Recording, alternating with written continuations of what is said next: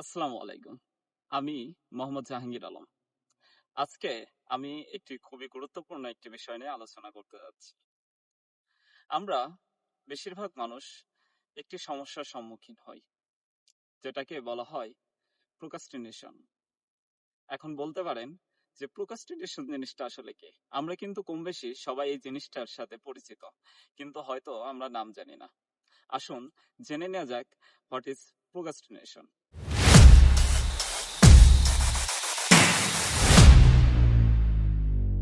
Procrastination অর্থাৎ কোনো একটি কাজ সময়ের কারণে ফেলে রাখা। ধরুন বলা চলে যে আমি এই কাজটি এখন করব না, কিছুক্ষণ পরে করব, অথবা কিছুক্ষণ পরে করব, আজ অথবা কাল অথবা নয় পরশু। এই ফেলে রাখাটাই আমাদের হচ্ছে যে এক কথায় বলতে গেলে প্রোক্রাস্টিনেশন। এই ছোট্ট একটি ফেলে রাখা আমাদের জীবনে কতটা যে প্রভাব ফেলতে পারে, আজকে আমরা এ সকল বিষয় নিয়ে আলোচনা করব। তো চলুন আলোচনা করা যাক প্রোক্রাস্টিনেশন কি এবং আমরা কেন প্রোক্রাস্টিনেশন করি এবং এর প্রভাব এবং এর থেকে আমরা কিভাবে বেরিয়ে আসতে পারি সেটি নিয়ে এখন আমরা আলোচনা করব। চলুন প্রোক্রাস্টিনেশনের কিছু কারণ দেখে নেওয়া যাক। প্রথম, ভয়। আমরা অনেক সময় বিভিন্ন কর্ম করার সময় আমাদের ভিতরে একটা ভয় কাজ করে।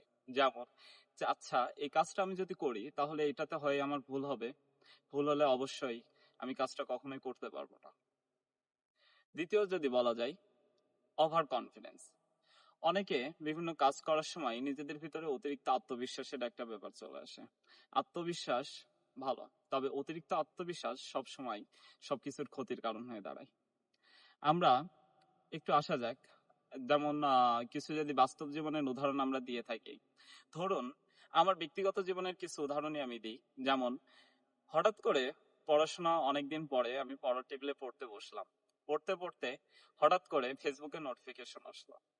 আমি ফেসবুকটা স্ক্রল করতে করতে আমার কিন্তু তখন আর পড়াশোনা হয়ে ওঠে না। তখন মনে হয় যে না, পরীক্ষাটা তো আর একদিন অথবা 2 দিন আছে, আমি পরীক্ষার আগের দিন রাতে এই জিনিসটা খুব সুন্দরভাবে কমপ্লিট করে ফেলতে পারবো। কিন্তু পরবর্তীতে দেখা যায় আমি আমার এই পরীক্ষার আগের রাতে কখনোই কোনো কিছু করতে পারি না। আচ্ছা চলুন একটা গল্পের মাধ্যমে বোঝানো যাক। সাকিব এবং রাজীব দুই বন্ধু। রাজীব পরীক্ষার আগের রাতে পড়ে সবসময় পরীক্ষা দেওয়ার চেষ্টা করে এবং সাকিব সবসময় দিনের পর দিনে অল্প অল্প করে পড়াশোনাটা তার আগিয়ে রাখে। সাধারণত সাকিব যখন তার পড়াশোনাটা সে অল্প অল্প করে না আগিয়ে রাখে, তখন অবশ্যই সে পরীক্ষায় খুবই ভালোভাবে মাথা ঠান্ডা রেখে ভালো একটা ফলাফল রাখতে পারে। কিন্তু অপরদিকে দেখা যায় যে রাজীব পরীক্ষার প্রশ্ন পাওয়ার পর তার মাথায় আর কিছু ঢুকতেছে না, সে মানসিকভাবে অনেকটা বাধাগ্রস্ত হচ্ছে। এটি তার ডিপ্রেশন অথবা বিভিন্ন সমস্যার সম্মুখীন তৈরি করে। আমরা বিভিন্ন সময় দেখেছি যে আমাদের জীবনে এমন অনেক কিছুর একটা পারপার্শ্বিক অথবা দেখা যায় যে সিমিলারিটিস থেকে থাকে। যেমন আমরা রাজীব এবং সাকিবের গল্প দ্বারাই আমরা বুঝতে পারি ব্যাপারটা। এমন আমাদের দৈনন্দিন জীবনে আমরা প্রত্যেকটা কর্মের ক্ষেত্রে, অফিস হোক অথবা যে কোনো পড়াশোনা হোক অথবা দেখা যাচ্ছে যে একটা কাজ করার সময় আমরা সেটার মনোযোগ ধরে রাখতে পারি না। আমাদের ভিতরে একটা বিরক্তি কাজ করে যে না, আমরা কোনোভাবেই এটা করতে পারবো না। ভয় কাজ করে, একটা আত্মবিশ্বাস, অতিরিক্ত আত্মবিশ্বাস, যেটা আমার মনে হয় যে না, আমি পরীক্ষার আগের রাতে এটা কমপ্লিট করতে পারবো। কিন্তু দিন শেষে এগুলো আমাদের সব থেকে বড় একটা হতাশার কারণ হয়ে দাঁড়ায়। চলুন এবার আলোচনা করা যাক প্রোক্রাস্টিনেশনের ফলাফল। প্রোক্রাস্টিনেশনের মাধ্যমে আমাদের স্বভাবতই স্ট্রেস বাড়ে।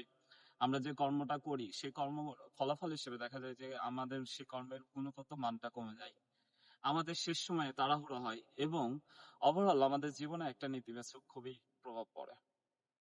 ধরুন আমরা যদি এক কথায় উদাহরণ হিসেবে বলতে যাই, যে পরীক্ষার আগের যে উদাহরণটা আমি গতবার দিয়েছিলাম, পরীক্ষার আগের রাতে আমরা কি করি যে আমাদের একটা দৈনন্দিন অভ্যাস হয়ে যায় যে আমরা পরীক্ষার আগের রাতে পুরো সিলেবাসটা কমপ্লিট করতে পারবো।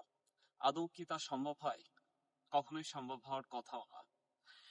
পড়াশোনা যখন আমরা করি তখন বিভিন্ন ভাবে কোনো না কোনো ভাবে আমরা আমাদের এই পড়াটাকে জমিয়ে রেখে পরীক্ষার আগের রাতে যখন পড়তে বসি, তখন এত পড়া দেখে তখন মনে হয় যে স্বাভাবিকভাবেই আমাদের ব্রেনে একটা চাপ পড়ে, যেটাকে বলা যায় স্ট্রেস।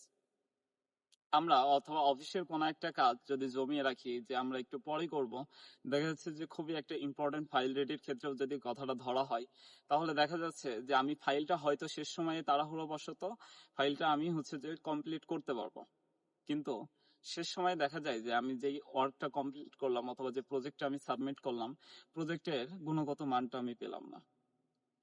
এই কারণে দেখা যাচ্ছে যে আমার আত্মবিশ্বাস কমে যায়, আমার জীবনের প্রতি একটা নেতিবাচক বিরূপ একটা প্রভাব পড়ে।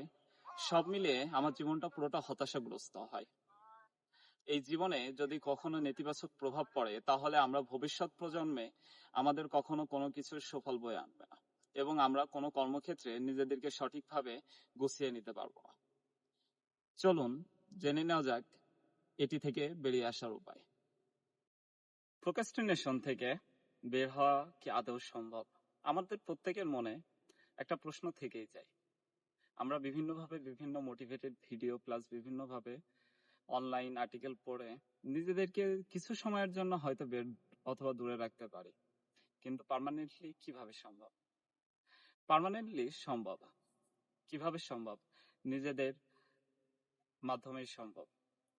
আমরা যদি কিছু রুলস ফলো করি অথবা কিছু নিয়ম মেনে চলি, তো অবশ্যই আমরা এই প্রোক্রাস্টিনেশন থেকে দূরে থাকতে পারবো এবং বের হয়ে আসতে পারবো। চলুন জেনে নেওয়া যাক কি সেই নিয়মগুলি। প্রথমত যদি আসি, তাহলে 5 মিনিট রুলস নামে একটি অপশন আছে। What is 5 minute rules? 5 minutes rules হচ্ছে যে আপনি একটি কাজকে 5 মিনিট ধরে করুন। আপনার হয়তো বিরক্তি লাগতে পারে যে আমি এখন করব না, তখন করব না, কিচ্ছু করব না, আমার ভালোই লাগতেছে না, আমি এই কাজটা করতেই চাই না, আমি এই কাজটা আগামীকাল করব অথবা তার পরের দিন করব। কিন্তু আপনি এই কাজটি একটু মন দিয়ে 5 মিনিট করুন, বেশিক্ষণ আপনার করা লাগবে না। আপনি সর্বোচ্চ 5 মিনিট করলে দেখবেন যে আপনার এর প্রতি একটা ফোকাস অথবা মনোযোগ বাড়তেছে। এর কারণে আপনার কাজটাও আস্তে আস্তে আপনার কাজের প্রতি যে সক্ষমতা, এটা দীর্ঘায়িত হবে। এরপরে আসা যাক, পরে হচ্ছে to do list. To do list আপনার, আপনি যদি বলতে চান যে what is to do list, তো টু ডু লিস্ট সম্পর্কে জানতে হলে আপনাকে প্রথমে বুঝতে হবে যে কি করা উচিত। আপনি দৈনন্দিন জীবনে যেগুলো করে থাকেন রুটিন মাফিক, পড়াশোনা, খেলাধুলা, বিভিন্ন কর্মক্ষেত্রে যদি অফিসিয়াল কোনো কাজ থাকে, আমার সকাল 8:30 থেকে রাত 8টা পর্যন্ত যদি অফিস থাকে, আমি 8টা থেকে রাত 8টার মধ্যে কি কি করব এর একটি লিস্ট তৈরি করে ফেলুন। এবং আপনি প্রত্যেকদিন চেষ্টা করুন ওই লিস্ট অনুযায়ী আপনার নিজের জীবনকে পরিচালনা করার জন্য। এটি আপনার জীবনকে অনেক সুন্দরভাবে প্রভাবিত করবে এবং প্রোক্রাস্টিনেশন থেকে আপনাকে দূরে থাকতে অনেকটা সাহায্য করবে। এবং শেষে একটা কথা দিয়ে আমি শেষ করতে চাই, খুবই ইম্পর্টেন্ট একটা কথা, সেটা হচ্ছে নিজেকে নিজে পুরস্কৃত করুন। আপনি যদি নিজেকে নিজের প্রত্যেকটি কাজের মাধ্যমে পুরস্কৃত করেন, দেখবেন যে নিজের একটা ভালো লাগা, নিজের একটা মোটিভ, নিজের একটা লাইফকে নিজেই মনে হয় যে মোটিভেট করতেছে। যখন আপনি একটা কাজ কমপ্লিট করবেন, তখন নিজেকে কিছু না কিছু উপহার দিন। এই উপহারই আপনার মনের ভিতরে একটা প্রশান্তি এনে দেবে, যেটা আপনার পরবর্তী কর্মক্ষেত্রে অনেক সুন্দর এবং সাবলীল ভাবে আপনাকে মোটিভেট করতে পারবে। সো এই প্রোক্রাস্টিনেশন শুধুমাত্র এমন না যে আপনার সময় নষ্ট করে। প্রোক্রাস্টিনেশন আপনার যে ভবিষ্যৎ স্বপ্ন, ভবিষ্যৎ অনুপ্রেরণা, ভবিষ্যৎ যে সফলতা, প্রত্যেকটা সবকিছুর বিপরীতে বাধা হয়ে দাঁড়াবে। Thank you.